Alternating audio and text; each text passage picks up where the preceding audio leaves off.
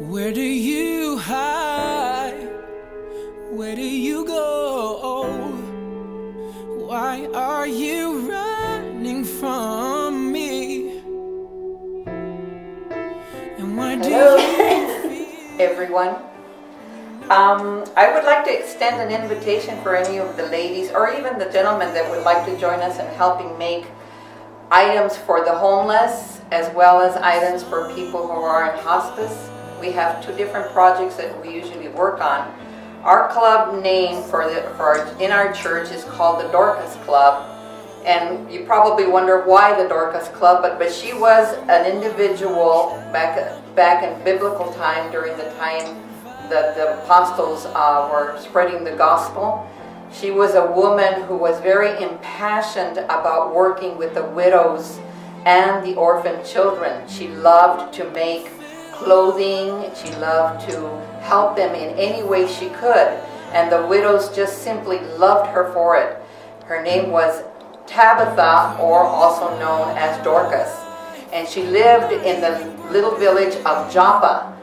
And one day, as she was preparing to work with the widows, she died unexpectedly. And the widows were so overcome with the loss of Dorcas that they just were inconsolable.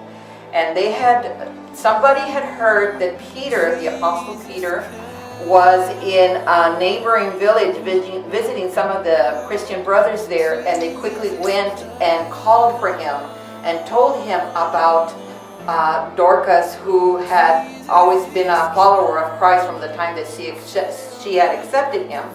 And he came quickly, and he noticed that he found the widows inconsolable over her loss. So he kind of took everybody out of the house and went up to the upper room where they had laid her body. And he prayed over her and told her, "Dorcas, get up and walk." And she did. God heard his prayer, brought life back into Dorcas to give her the opportunity to continue working with the widow and the orphan.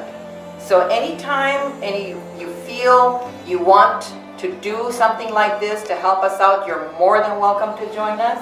We'd love to have you.